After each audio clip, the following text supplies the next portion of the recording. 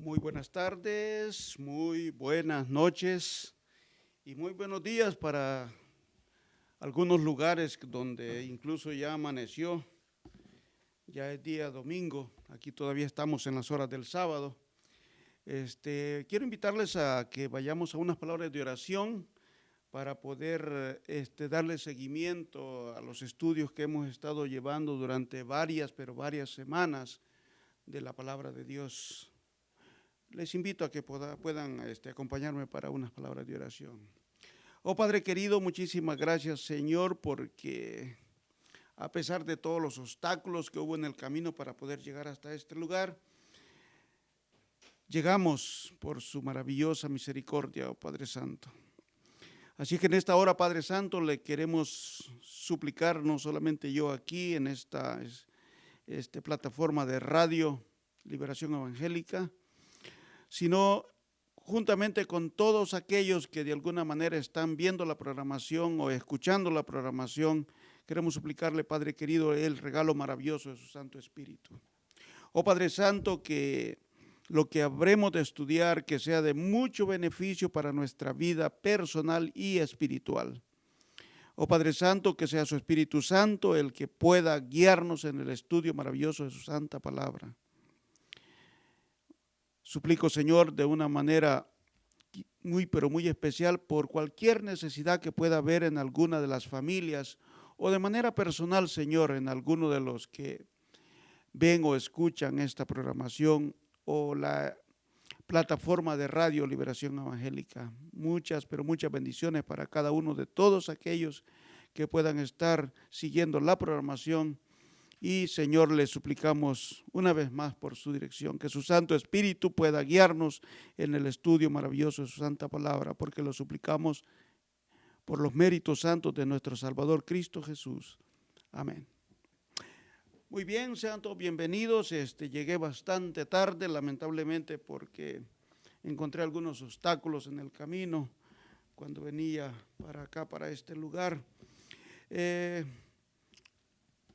Quiero extender saludos para todos aquellos de manera general que siguen esta programación y de manera especial para a la familia de nuestro hermano Bernardino que sintonizan desde diferentes partes de la República de México.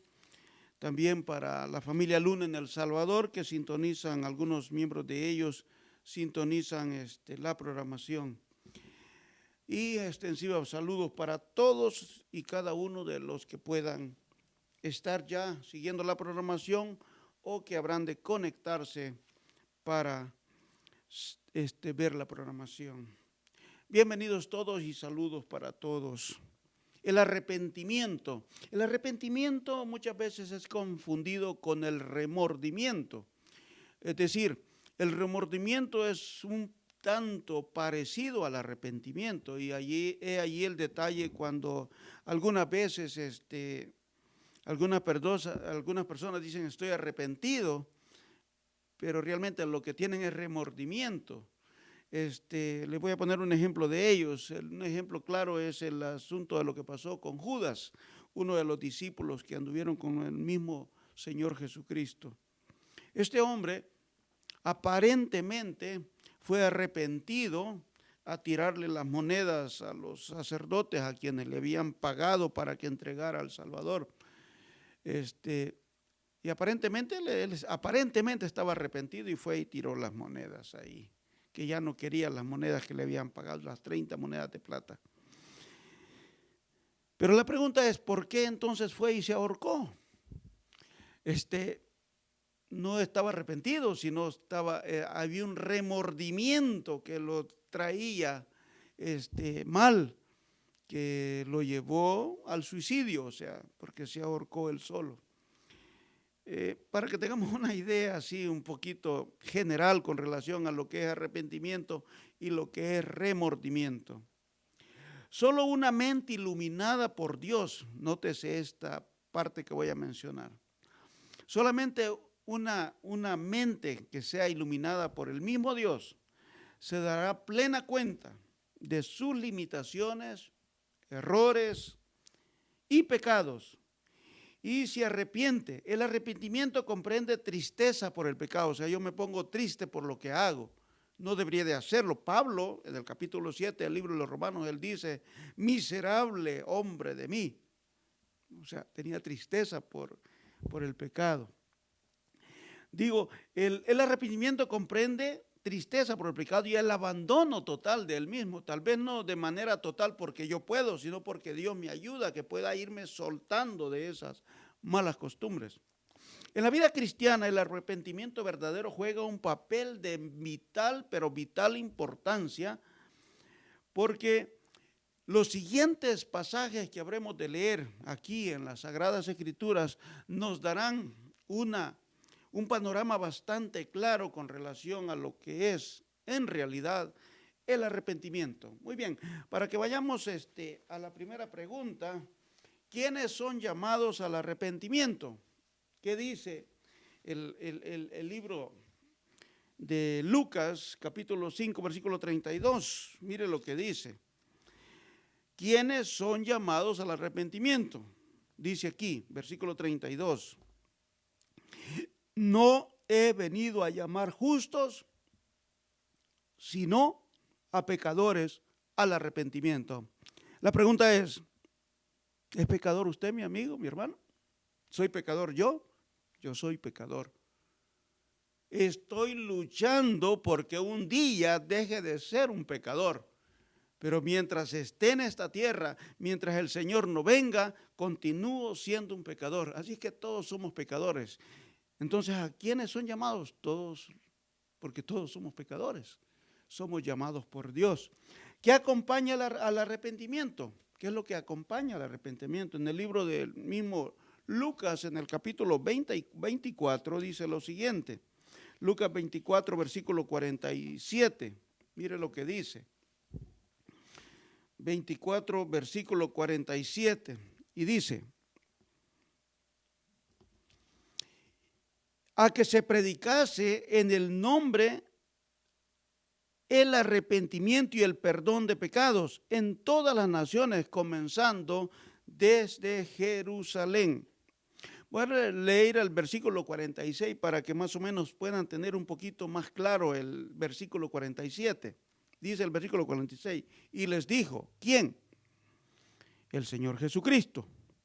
Así está escrito. Así fue necesario que Cristo padeciese y resucitase de los muertos al tercer día, a que se predicase de los que había pasado con el Salvador, en su nombre, en el nombre del Señor Jesucristo, que padeció por sus pecados y por mis pecados la muerte de cruz y todo el martirio que él recibió. A que se predicase en su nombre el arrepentimiento y el perdón de pecados en todas las naciones, comenzando desde Jerusalén. ¿Por qué desde Jerusalén? Porque fue donde se fundó, donde el mismo Salvador, Cristo Jesús, fundó la primera iglesia, que es lo que es conocido hoy como la iglesia primitiva. Esa fue la primera iglesia que el Señor Jesucristo fundó con la base de los apóstoles. Así es que, ¿qué acompaña al arrepentimiento? La predicación del evangelio anunciando y predicando en el nombre de nuestro Salvador Cristo Jesús. ¿Cómo puede conocerse el pecado? ¿De qué forma puedo darme cuenta sobre el asunto del pecado? ¿Cómo puede conocerse el pecado? En el libro de Romanos, capítulo 3, versículo 20, dice lo siguiente. Romanos capítulo 3, versículo 20. Mire lo que dice. Ya que por las obras de la ley ningún ser humano será justificado delante de él, o sea, nadie porque guarde mandamientos será justificado delante de nuestro Salvador ni delante de su Padre. Mire, voy a leer de nuevo, versículo 20 del libro de Romanos, capítulo 3, versículo 20. Dice, ya que por las obras de la ley, ningún ser humano será justificado delante de él, porque por medio de la ley es el conocimiento del pecado. Voy a hacerle una ilustración que está en el capítulo 2, versículo 10 en adelante del libro de Santiago. Ahí hay una ilustración bien linda que el mismo Dios la da menciona ahí los detalles, ¿no? Ahí dice que la ley de Dios es como un espejo. El hombre va y se mira en el espejo y se da cuenta de la condición que tiene. Hoy en día, pues el espejo lo utilizamos, ya todos sabemos, ¿no? Para arreglarse, para ver si tiene algo en la cara y necesita verlo, pues necesita el espejo. Bueno, en el caso de la ley de Dios es simbolizada a través de un espejo en el libro de Santiago, capítulo 2. Dice, como un espejo que nos muestra nuestra condición, cómo estamos. Si estamos sucios del pecado, la ley es como un espejo que nos muestra. Léalo, mi amigo, mi hermano, ahí en el capítulo 2 del libro de Santiago, allí puede verlo, esa ilustración que el mismo Dios da con relación a la santa y sagrada ley de Dios. O sea, el hecho de que la ley no nos justifica, no nos ayuda para el perdón de pecados, ni nos justifica, no quiere decir que no sirve para nada. La ley tiene una función, es mostrar el pecado, como dice aquí la Sagrada Escritura en el versículo 20 del capítulo 3 de Romanos. Lo voy a leer de nuevo. Ya que por las obras de la ley ningún ser humano será justificado delante de él, delante de Dios, porque por medio de la ley es el conocimiento del pecado. Es a través de la ley que nos damos cuenta nuestra vida pecaminosa, cómo está. Y por esa razón, al darnos cuenta a través de ese espejo que es la ley de Dios, ahora nosotros necesitamos ir a Cristo, porque el único que salva es Cristo, por su sacrificio que Él hizo en la cruz, por su sangre preciosa que derramó, solamente por esa podemos ser salvos. Por eso el libro de Efesios 2, versículo 8 en adelante dice, porque por gracia soy salvo por medio de la fe. Por eso lo dice, porque así es. Todos los salvos a través de la sangre preciosa de nuestro Salvador. La ley simplemente nos muestra la condición de pecado, así como dice aquí el versículo 20. Muy bien. ¿Cuántos somos pecadores? El mismo capítulo del libro de Romanos, versículo 9, capítulo 3, 9 dice, ¿qué pues? ¿Somos nosotros mejores que ellos? En ninguna manera. Pues ya hemos acusado a judíos y a gentiles que todos están bajo pecado. O sea, los judíos son mejores que los gentiles, no. Los gentiles somos mejores que los judíos, tampoco. Ante Dios todos somos iguales, porque todos somos pecadores. Todos estamos bajo pecado, dice la Escritura, tanto judíos como gentiles. Por eso el versículo 10 agrega, como está escrito, no hay justo ni aun uno. No hay quien entienda, no hay quien busque a Dios. Todos se desviaron, a unos se hicieron inútiles. No hay quien haga lo bueno, no hay ni siquiera uno. Creo que la palabra de Dios es clarísima al decir, por esa razón nosotros tenemos que luchar día con día, acercarnos lo más que podamos a Dios para que Él nos dé de su justicia, para que Él nos dé de su santidad a nosotros. Y quien nos va a declarar santos es Él a nosotros. No nosotros porque nos portamos bien, o porque guardamos mandamientos, o porque somos dadivosos, o porque aquí, porque allá. No, eso no tiene valor delante de Dios. Valor absoluto para la salvación. Es el Señor el que hizo todo el trabajo en el plan de salvación, y es solamente a través del sacrificio hecho por el Señor Jesucristo en la cruz del Calvario que nosotros podemos alcanzar el perdón. Así de sencillo, mi amigo, mi hermano. Me estoy haciendo claro. Muy bien, ¿qué dice? ¿Qué merecemos los transgresores? O sea, los que somos desobedientes, transgresores o pecadores. ¿Qué merecemos? En el libro de Efesios, capítulo 5, versículo 6, dice lo siguiente, Efesios 5, 6. Mire lo que dice Efesios 5, 6. Nadie os engañe con palabras vanas, porque por estas cosas viene la ira de Dios sobre los hijos ¿de qué? De desobediencia. Por eso he mencionado muchísimas veces, mi amigo, mi hermano, la fe tiene que ir acompañado de obediencia. No solamente es suficiente decir yo creo, oh sí, yo creo, oh yo creo que Dios existe, oh yo creo y por eso voy a la iglesia porque creo. No, la fe tiene que ir acompañada de obediencia.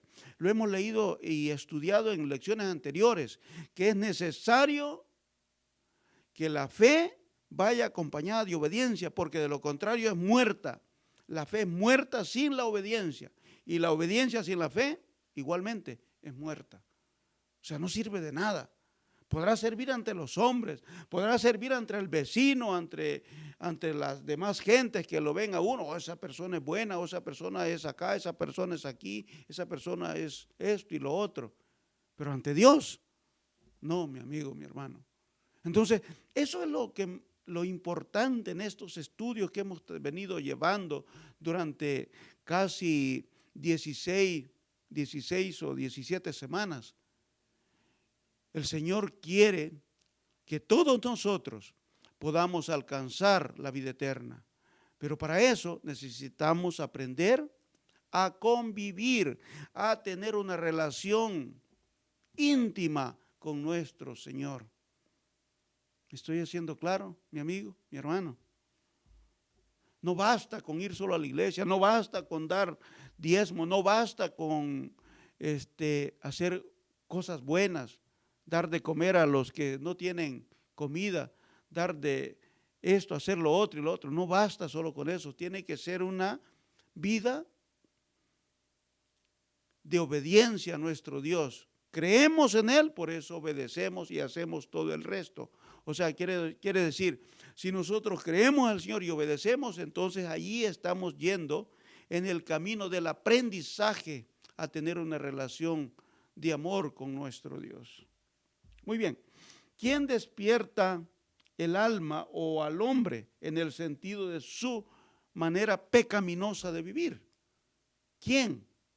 ¿Qué dice el libro de Juan, capítulo 16, versículo 18? Juan 16, 18. Vamos a ver qué es lo que dice. 16, 18. Dice, decían pues, ¿qué quiere decir con todavía un poco? No entendemos lo que habla. Perdón, 16, 8, leí el 18, 16, 8. Dice, y cuando Él venga, ¿quién? El Espíritu Santo. Convencerá al mundo de pecado, de justicia y de juicio. Voy a leer 2 versículos anteriores al 8. El versículo 7 nada más. Pero yo os digo de verdad, dice el versículo 7, os conviene que yo me vaya, porque si yo no me fuera, el Consolador no vendría a vosotros, mas si me fuere, os lo enviaré. El Consolador es llamado el Espíritu Santo. Por esa razón, la pregunta dice, ¿quién es el que despierta al alma, o sea, a la persona, al hombre, la realidad de su vida de pecaminosa? ¿Quién? Solamente el Espíritu Santo, mi amigo, mi hermano. Él es el único que puede hacer sentir en ti y en mí la realidad de nuestra vida pecaminosa, nuestra vida de pecado. Es lo que dice aquí el versículo 8 del capítulo 16 del libro de Juan. Y cuando Él venga, convencerá, dice, al mundo de pecado, de justicia y de juicio. Así es que solamente el Espíritu Santo puede hacer eso. Yo no puedo, yo puedo leer lo que dice la palabra de Dios, pero el que realmente te podrá convencer a ti, mi amigo, mi hermano, el que realmente me podrá convencer a mí también es el Espíritu de Dios. Es el único que puede hacerlo. Muy bien. ¿Qué es lo propio que se pregunten los que somos convencidos de pecado? ¿Cuál debería ser nuestra manera de reaccionar? ¿Qué preguntas debería de hacerme yo mismo? ¿Qué dice el libro de los Hechos, capítulo 2, versículo 37 y el versículo 30 del capítulo 16? Hechos 2, versículo 37. Mire lo que dice. Hechos 2, 37. Dice lo siguiente. Al oír esto, se compungieron de corazón y dijeron a Pedro y a los otros apóstoles: varones hermanos, ¿qué haremos? ¿Y ahora qué hacemos? Dijeron el pueblo que estaba escuchando cuando Pedro estaba predicando. Voy a leer el versículo 36, donde Pedro estaba predicando, y él dice: sépase pues ciertísimamente toda la casa de Israel que a este Jesús, a quien vosotros crucificasteis, Dios le ha hecho Señor y Cristo. O sea, quienes dieron la orden de la crucifixión del Salvador, de nuestro Salvador Cristo Jesús, fue el mismo pueblo, o sea, su misma gente. Los romanos simplemente ejecutaron el pedido del pueblo. Porque yo no sé si has leído o por lo menos has visto las películas, aunque están un poquito, a veces un poquito fuera de contexto bíblico las películas, porque son entretenimiento, pero realmente en la Biblia dice claramente que este Pilato, que era el gobernador de esa zona de ahí, él puso en las manos del mismo pueblo la decisión, porque él les dijo: es costumbre que para las fiestas se libere a un prisionero. Por este lado tenemos a Jesús, por este lado tenemos a Barrabás. ¿A quién libero? Y todos gritaron: a Barrabás. ¿Y a Jesús? ¿Con Jesús qué hago? No, a él crucifícalo. Y crucifícalo y crucifícalo. Por eso a mí mismo aquí Pedro menciona lo que dice: a este que vosotros crucificasteis. Estoy haciendo claro, mi amigo, mi hermano. Así que por eso el versículo 37, al oír eso, ese pueblo, toda esa gente dijeron: ¿y ahora qué hacemos? Y ahí es donde Pedro le dijo qué es lo que había que hacer, ¿no? Muy bien, el versículo 30 del mismo libro de los Hechos, versículo 30 del capítulo 16, dice lo siguiente. Dice lo siguiente: y sacándolos les dijo: señores, ¿qué debo hacer para ser salvo? Esta es una escena que hubo cuando a Pablo y a Silas habían sido encarcelados porque habían liberado de un demonio a una mujer que practicaba la magia negra.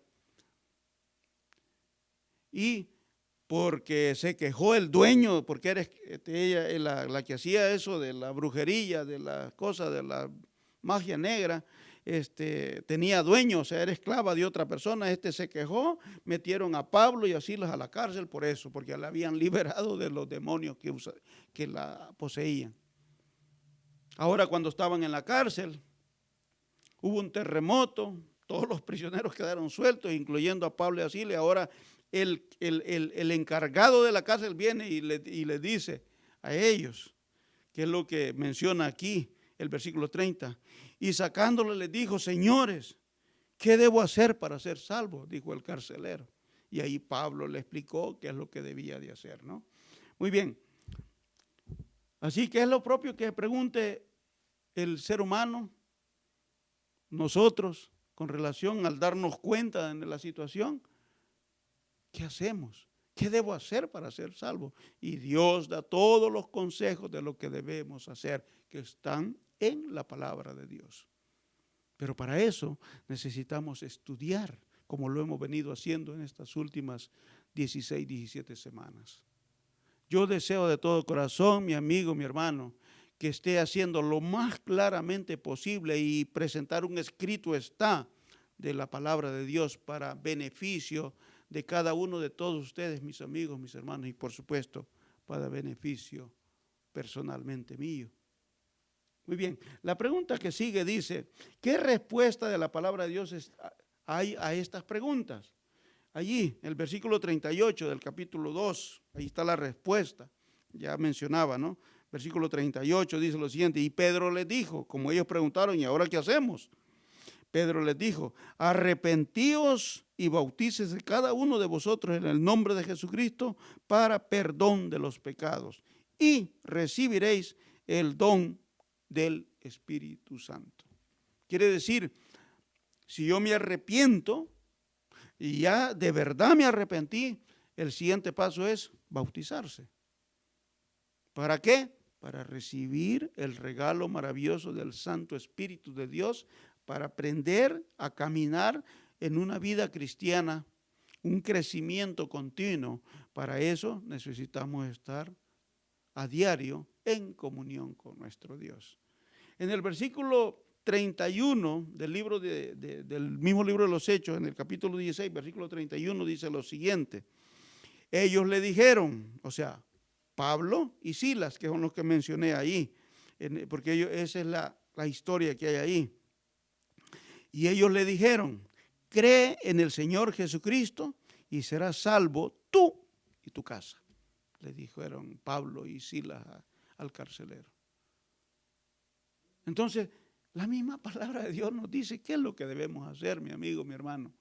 Si acaso no lo hacemos es porque no queremos o porque sencillamente se nos hace difícil desprendernos de todas las cosas que este mundo ofrece.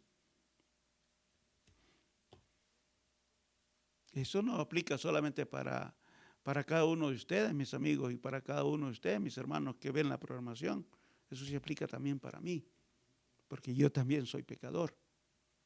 Necesitamos suplicar a Dios que nos ayude a poder deshacernos de todas aquellas cosas que nos estorban en la vida cristiana. ¿Es fácil? No, no es fácil, mi amigo, mi hermano. Yo se lo puedo decir con toda sinceridad. Pero con la ayuda de Dios, sí se puede lograr. Y es un constante crecimiento que debemos llevar día con día para que un día cuando el Salvador venga, si vio la lucha que tuvimos continua nosotros, Él hará la diferencia porque Él nos dará el regalo de la vida eterna, no porque yo me porté bien, sino porque fui constantemente luchando y buscando crecer espiritualmente en los caminos del Señor. Así es que creo que vale la pena hacer un esfuerzo de parte de nosotros, suplicando la dirección y la ayuda de nuestro Dios, por supuesto, a través de su Santo Espíritu. Muy bien. ¿Qué será constreñido a hacer el pecador verdaderamente si está arrepentido? O sea, ¿cuál va a ser la reacción del pecador si realmente está arrepentido? Eso se encuentra en el libro de los Salmos, Salmos 38, versículo 18. Y dice lo siguiente. Yo, la verdad, mis amigos, mis hermanos, yo siempre aconsejaré que no se limiten a lo que escuchan. Agarre su Biblia. Si acaso por el tiempo hoy he tenido que correr con la lección, pero puede volverla a ver después. Aparte un tiempecito para que lo pueda volver a, o si no, anote todo y después usted lee todos los versículos directamente de la palabra de Dios. Salmo 38, versículo 18 dice lo siguiente: por tanto, confesaré mi maldad y me contristaré por el pecado. ¿Qué significa contristarse? O sea, ponerse triste. Que la verdad no quisiera hacer lo que hago y por eso me pongo triste, porque como Pablo decía, yo no me entiendo, lo que no quiero eso hago y lo que yo quiero eso no hago. Vengo a ser alguien que no lo hago por mí mismo, sino el pecado que mora en mí. Dice ahí en el capítulo 7, lea el capítulo completo del libro de Romanos, donde menciona todo eso Pablo. Por eso dice, no me entiendo. Así es que al final dice, miserable hombre de mí. Imagínense el apóstol Pablo hablando así. ¿Y qué de nosotros? Ese hombre era un hombre de Dios que luchaba constantemente y fue un fiel apóstol a Dios, y sin embargo él se sentía sucio. ¿Nos sentimos así nosotros también, mi amigo, mi hermano? Por supuesto que deberíamos de sentirnos así, como se sentía este hombre, este hombre de Pablo. Así que, ¿qué dice el versículo? Por tanto, confesaré mi maldad y me contristaré por mi pecado. Muy bien, ¿cuál es el resultado de la tristeza piadosa? ¿Qué resultado hay cuando realmente hay una tristeza piadosa? En 2 de Corintios, capítulo 7, versículo 10, 2 de Corintios, capítulo 7, versículo 10, veamos qué es lo que dice el Señor a la luz de su palabra. 2 de Corintios, capítulo 7, versículo 10. Dice lo siguiente: ¿cuál es el resultado de una verdadera tristeza piadosa? 2 Corintios 7:10 dice lo siguiente: porque la tristeza que es según Dios produce arrepentimiento para salvación, de que no hay que arrepentirse, pero la tristeza del mundo produce muerte.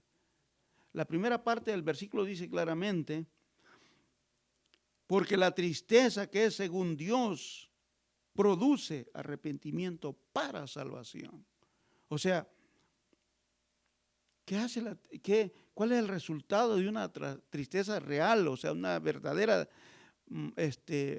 tristeza piadosa que va a producir arrepentimiento. O sea, yo estoy triste por ser un pecador que no puedo solo luchar con el pecado. Ahora viene Dios en mi auxilio, Él me ayuda, y ahí es donde se produce el arrepentimiento en mí para poder buscar a Dios y pedir ayuda para poder ir creciendo en la vida espiritual. ¿Qué hace la tristeza del mundo? La segunda parte del mismo versículo dice,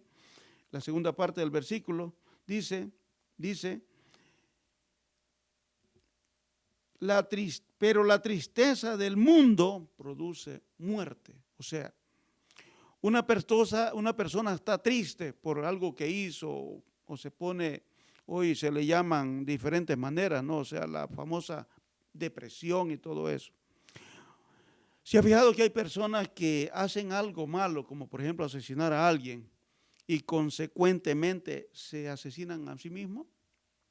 En 1972 yo tuve la oportunidad de ver el asesinato de una muchacha como de unos 17 años. Yo en el 72 tenía mucho menos de esa edad, era más pequeño.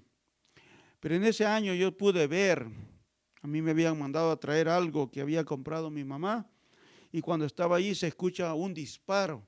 Y yo estaba recién entrando a la casa donde me habían mandado, y cuando escucho el disparo yo salgo hacia la calle para ver, y todavía le pegó 2 disparos más el hombre a la muchacha.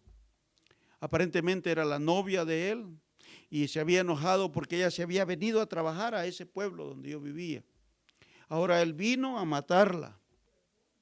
Luego le dio la tristeza de la que habla el versículo, y cuando ya la vio que se desvaneció la muchacha, que se cayó desvanecida así, hincada junto a la puerta, porque ella cuando abrió la puerta le pegó el primer disparo y le dio los otros 2, y él caminó de retroceso hacia el centro de la calle, levantó su mano y se dio un tiro acá y se mató ahí.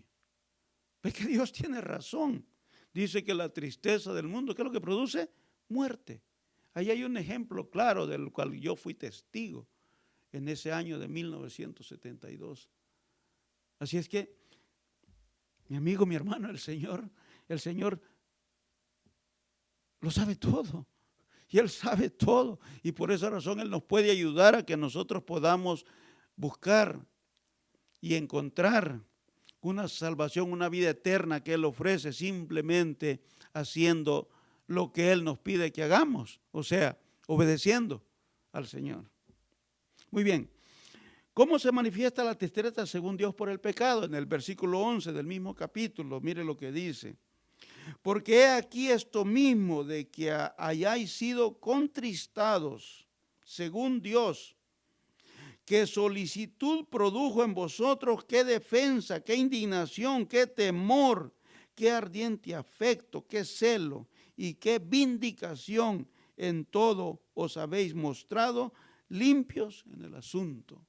sencillamente por el hecho de que la tristeza, o sea, la tristeza por el pecado, cuando Dios entra a nuestra vida, Él nos ayuda a que podamos ser diferentes y que al final podamos ser limpios de todo ese pecado y poder aceptos por Él cuando Él venga en gloria y majestad y nos regale el maravilloso regalo de la salvación de la vida eterna. ¿Me estoy haciendo claro, mi amigo, mi hermano? Espero que sí. Yo solamente ruego a Dios que estas lecciones que hemos estudiado ya por varias semanas puedan hacer o dar frutos en mi vida, y de corazón ruego a Dios que puedan dar frutos también en tu vida, mi amigo, mi hermano.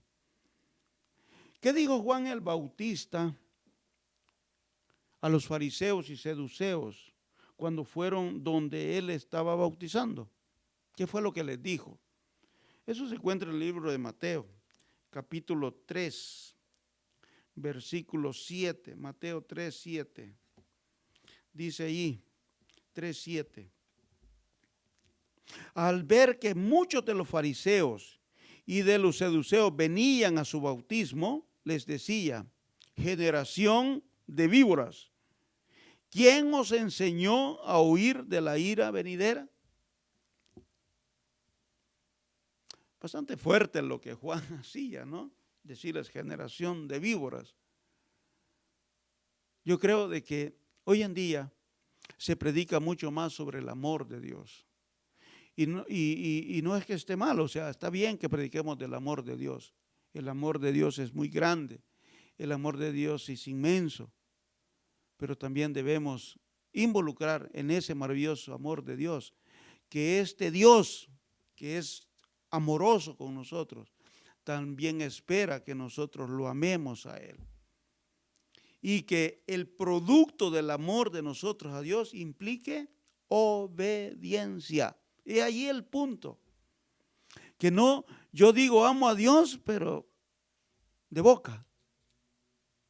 El Señor Jesucristo cuando estuvo en esta tierra, usted de labios me honra, pero su corazón está lejos de mí, les decían a muchos de los seguidores que anduvieron detrás de Él. Que no sea, ojalá que no sea eso también que nos pase a nosotros para nuestro tiempo. Que podamos aprender a amar a Dios realmente como Él espera que lo amemos. La siguiente pregunta dice, ¿qué les dijo que hicieran? O sea, este hombre, Juan el Bautista, ¿qué fue lo que les dijo a estos que le llamó víboras? ¿Qué les dijo que hicieran? Allí está en el siguiente versículo, versículo 8. Dice lo siguiente, capítulo 3, versículo 8. Haced pues frutos dignos de arrepentimiento. O sea, los frutos, o sea, lo que hacemos, cómo nos comportamos, qué decimos, frutos, frutos. Yo no sé si se ha dado cuenta que en la palabra de Dios, por ejemplo, en Corintios capítulo 13, ahí aparecen los frutos, o sea, sobre el amor, los frutos, hay frutos del amor. El amor es así, el amor es así, y da muchas características sobre el amor. En Gálatas menciona los frutos de la carne, o sea, lo que le gusta al pecador, al pecado, a la carne. Y están los frutos del Espíritu. Y en los frutos del Espíritu, ahí menciona todos los frutos. De esos frutos hablaba Juan. Los frutos del Espíritu de Dios, que son paciencia, unidad, templanza. En fin, son muchos los frutos. Si de esos frutos se hacen realidad en nuestra vida, nosotros vamos a dar frutos de arrepentimiento, como dice aquí el versículo 8 del capítulo 3. Haced pues frutos dignos de arrepentimiento, les decía Juan. Muy bien, vamos a continuar. Ya nos quedan solamente 2 preguntitas. Gracias a Dios el tiempo ha avanzado. Yo vine bastante tarde y hemos tratado de correr para poder terminar la lección sin agarrar mucho tiempo después de las 5. Así que cuando Dios envió a los ninivitas, o sea, a la gente de Nínive, un mensaje de amonestación, cómo mostraron ellos su arrepentimiento. Ahí tenemos un vivo ejemplo en el libro de Jonás, capítulo 3, versículo 10, Jonás 3:10, dice lo siguiente. Jonás está después de Abdías y antes de Miqueas. Está el libro de Jonás, un libro muy pequeño. Capítulo 3, versículo 10 dice lo siguiente. Y vio Dios lo que hicieron, que se convirtieron de su mal camino, y se arrepintió Dios del mal que había dicho que les haría, y no lo hizo. O sea, Jonás había sido enviado por Dios a Nínive a decirles: si ustedes no se arrepienten, el Señor va a destruir la ciudad de Nínive. Pero el pueblo de Nínive se arrepintió, y por eso Dios ya no hizo lo que había dicho que iba a hacer, destruirlos. Ahí podemos ver bien claro un mensaje clarísimo para nosotros. ¿Cómo se puede mostrar un verdadero arrepentimiento, un arrepentimiento genuino? Con hechos, no con palabras, con hechos. Así es que el Señor desea lo mismo para nuestro tiempo. El Señor quiere ver hechos, como con el pueblo de Nínive, con nosotros también hechos. Si nos arrepentimos, hacer lo que a Dios le agrada. Por eso el capítulo 7 del libro de Mateo dice claramente: no todo el que me dice Señor, Señor entrará al reino de los cielos, sino solamente los que hagan la voluntad de mi Padre que está en el cielo. Ahí versículo 21 en adelante del libro de Mateo 7. La última pregunta dice: ¿qué guía a los pecadores al arrepentimiento? El libro de Romanos, capítulo 2, versículo 4, Romanos 2:4 dice lo siguiente: ¿o menospreciáis las riquezas de su benignidad, paciencia y longanimidad, ignorando que su benignidad te guía al arrepentimiento? Mire lo que dice aquí la Escritura. Si nosotros ignoramos la benignidad de Dios, que es la que nos guía al arrepentimiento, vamos a permitirle que Dios nos guíe al arrepentimiento por su benignidad. Él es benigno. No nos da lo que merecemos. Nosotros merecemos la muerte y Él nos da la vida. Pero Él espera que cada uno de nosotros, los seres humanos, que nos llega el mensaje de salvación, podamos hacerlo una realidad para mi vida y aprendamos a vivir de la mano de nuestro Salvador. ¿Cómo? Estudiando la palabra de Dios, orando a nuestro Dios y contando a otros del maravilloso plan de salvación que está trazado en su palabra. Que el Señor nos ayude, mis amigos, mis hermanos, a que eso pueda ser una realidad para tu vida, como lo también debe ser para mi vida. Ese es mi ruego y oración para cada uno de ustedes, mis amigos, mis hermanos, como lo es también para mí. La siguiente semana vamos a estudiar la confesión y el perdón. Que el Señor nos ayude a que podamos ver una realidad para nuestra vida en lo que es el verdadero arrepentimiento a la luz de la palabra de Dios. Vamos a orar. Padre querido, muchísimas gracias, Señor, por este maravilloso mensaje que nos ha dado en esta hora. Oh Padre Santo, que el arrepentimiento genuino pueda ser una realidad para cada uno de todos nosotros, tanto los amigos, los hermanos que han sintonizado la programación de Radio Liberación Evangélica, como para su servidor, Padre Santo. Oh Padre querido, que pueda ser una realidad para nuestras vidas. Oh Padre Santo, suplicamos una bendición especial para esta plataforma de radio, Señor, para quienes están al frente de esta plataforma de radio, para que pueda dar la continuidad, que pueda seguir siendo útil para la predicación de su santo evangelio. De la misma manera, Señor, también suplicamos una oración especial por cada uno de todos aquellos que sintonizaron la programación. Oh Padre Santo, si hay alguna petición silenciosa en el corazón de ellos, oh Padre querido, glorifíquese atendiendo esa petición, Señor. De la misma forma, Señor, si hay alguna otra petición o una necesidad de salud financiera, cualquier necesidad que sea, Señor, yo no lo sé, pero usted, Padre Santo, lo sabe. Colocamos cada petición en sus manos. Gracias, Padre querido, por la la ayuda y la dirección de su Santo Espíritu al estudiar su palabra. En el nombre de Jesús le agradecemos todo eso. Amén.